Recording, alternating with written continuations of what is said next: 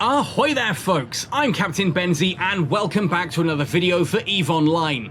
In today's video we're going back out and exploring in my Cheetah, the Lucid Echo, because I want to showcase a sleeper cache to you all. These are really cool little hacking sites that are a little bit unusual compared to other sites. Most sites you kind of warp in and you hack the boxes and you get out, or in the case of ghost sites you get in, you hack a box or two and then you run with your tail between your legs before impending doom catches you.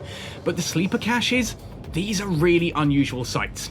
I was out with some guys just scanning down some of the low-sec systems that we had near one of our wormhole connections because they wanted to run things like the Crimson Gauntlets that were in that system, and I thought, well, while I'm here, let's scan down these other signatures, see what we find.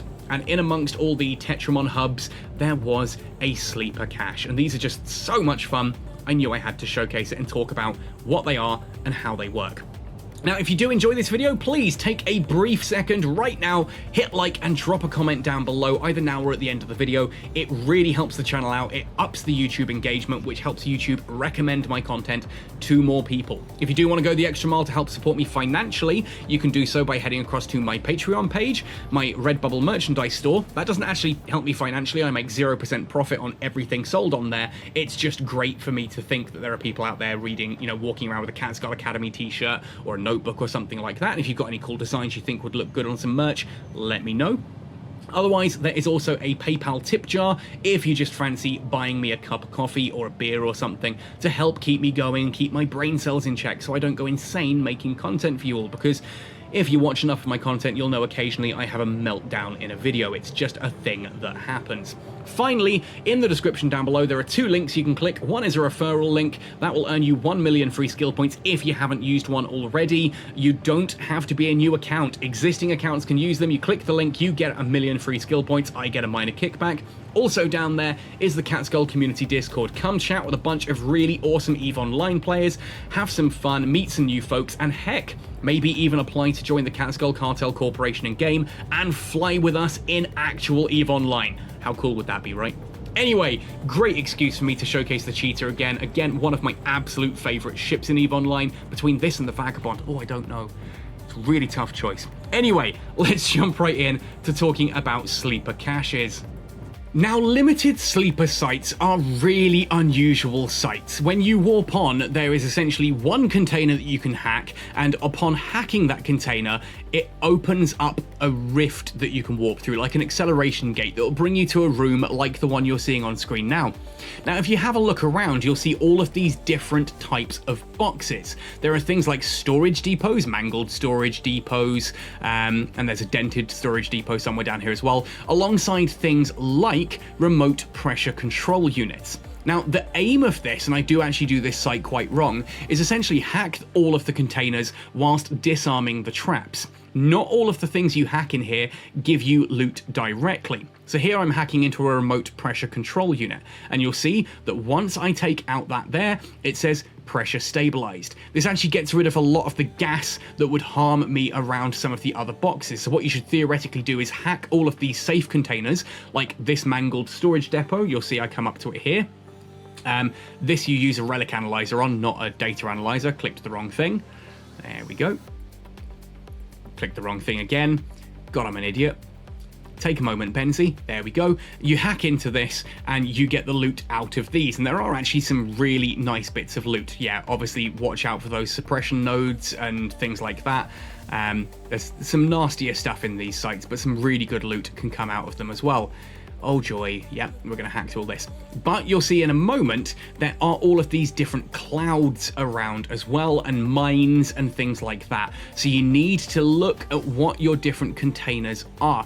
Obviously, the exploration box that here I have set up just has these different, like the mangled containers, and that doesn't show any of the hazards. But as you look around, you can see these clouds, and in a moment, you'll see how much damage they can do to you if you don't disarm them first. This is why you have things like remote defense grid units, the pressure chambers, that kind of thing that you can just work with.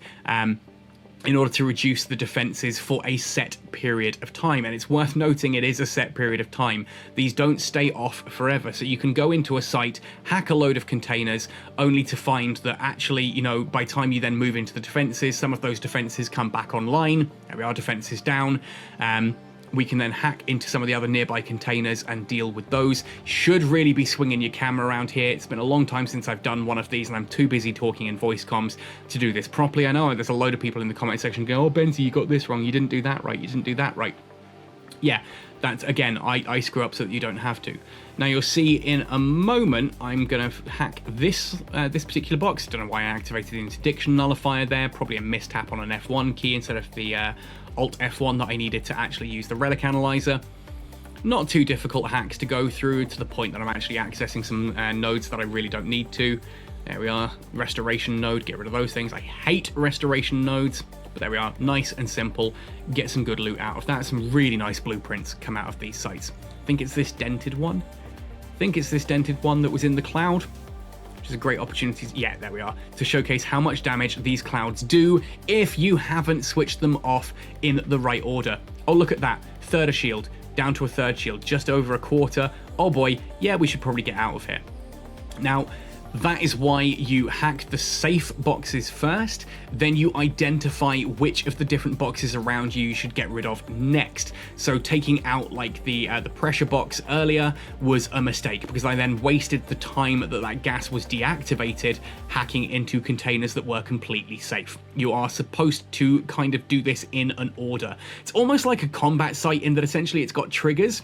And I really enjoy these sites. They're so much fun because it's not just move to box, lock it up, hack it.